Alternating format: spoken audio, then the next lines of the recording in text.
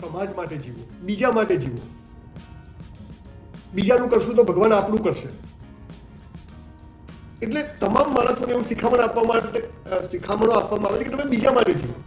મા બાપને તો કે બાળકો માટે જીવો, બાળકોને કેમ કહેવાય કે મા બાપ માટે જીવો, પત્નીને કે પતિ માટે જીવો, પતિને તો કે પત્ની માટે જીવો. બધા બીજા માટે જીવવાની વાતો કરે. સમાજ માટે જીવો, સમાજનું ખૂબ કામ કરો. આ એક થિયોરી. બીજી બાજુ એક એવી થિયોરી છે કે પોતાની જાતને જ એટલો પ્રેમ કરો કે બીજા કોઈના પ્રેમની જરૂર જ ના પડે. બસ પોતાનું ધ્યાન રાખો, પોતાનો સ્વ, પોતાના અંદરની તાકાત એટલી મોટી વિકસાવો કે આપણે કોઈની જરૂર જ ના પડે. માટે પોતાના માટે જીવો, બીજા માટે જીવવાની જરૂર જ નથી. આ એક બીજી થિયોરી ચાલે.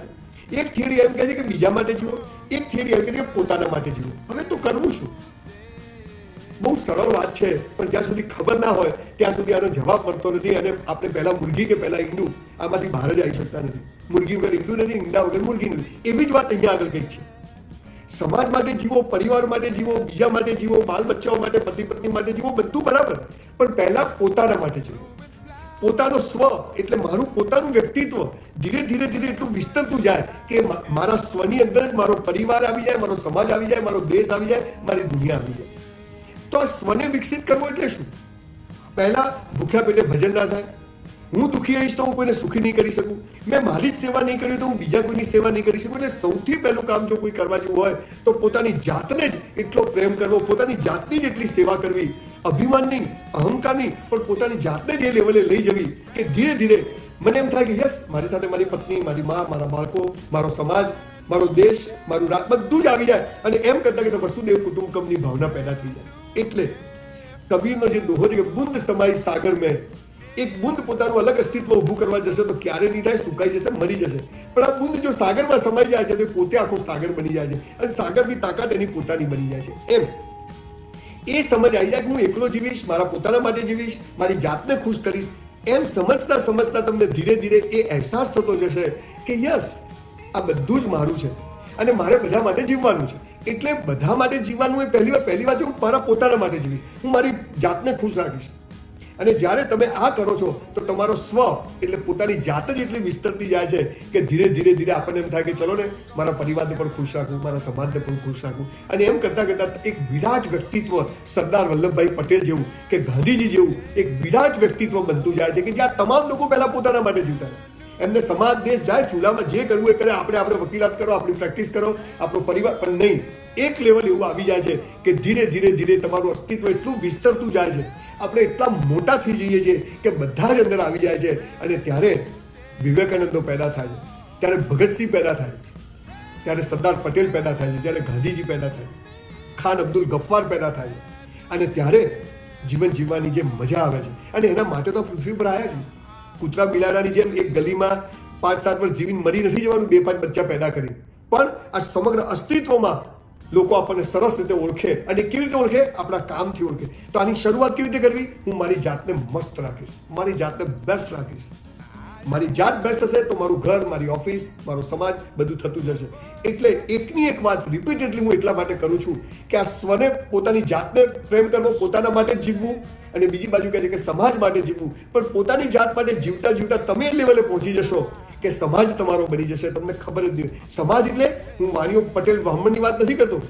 તમામ સમાજ, મનુષ્ય જાત, પ્રાણી જગત એ બધું જ મારામાં આવી જશે. અને પછી તમે ગંદકી પણ નહીં કરો, તમે ક્યાંય કચરો પણ નહીં ફેંકો. એ લેવલે તમે પહોંચી જશો.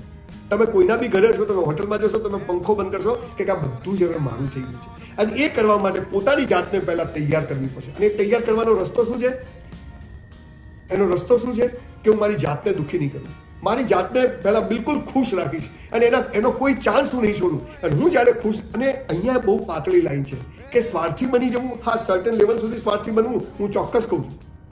હું મા બાપનું કહેવું કરીશ, પણ પહેલા હું મારી જાતનું કરીશ. અને મારી જાત જે કહેતી છે હું મારા મા બાપને કન્વિન્સ કરવા કોશિશ કરીશ.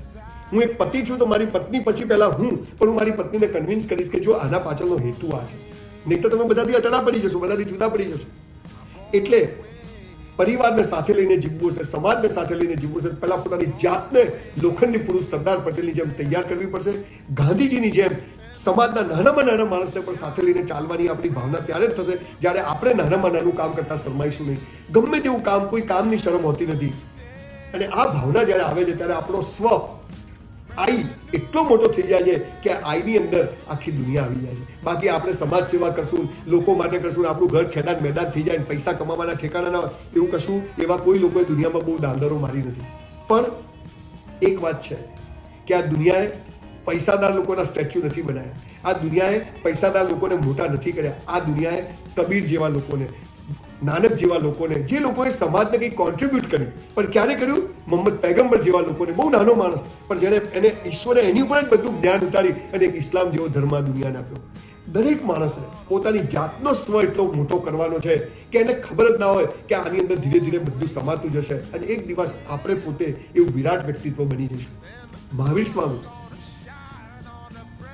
એમને પોતાના માટે રાજા મહેલોમાં રહેતા હતા, પણ એટલી કરુણા પેદા થઈ ગઈ પોતાની જાતનું તપ કરતા કરતા, જ્ઞાન કરતા કરતા, કે ધીરે ધીરે બધું છૂટી ગયું. એટલે ઈશ્વરને મેળવવા કશું છોડવાની જરૂર નથી, પણ ઈશ્વર મળી જાય એટલે બધું છૂટવા માંડે અને છૂટે ત્યારે માણસ સમાજને નોલેજ આપે છે, જ્ઞાન આપે છે. અને એ મહાવીર સ્વામી કે બધા તીર્થંકરો, મહાવીર સ્વામી તો એક વખતે એટલી દયા અને એટલી કરુણા જગત માટે પેદા થઈ ગઈ એમણે, અને એટલે એમના ફોલોઅર્સ આજે સૌથી વધારે સુખી છે, કેમ કે એમના રસ્તે ચાલે છે.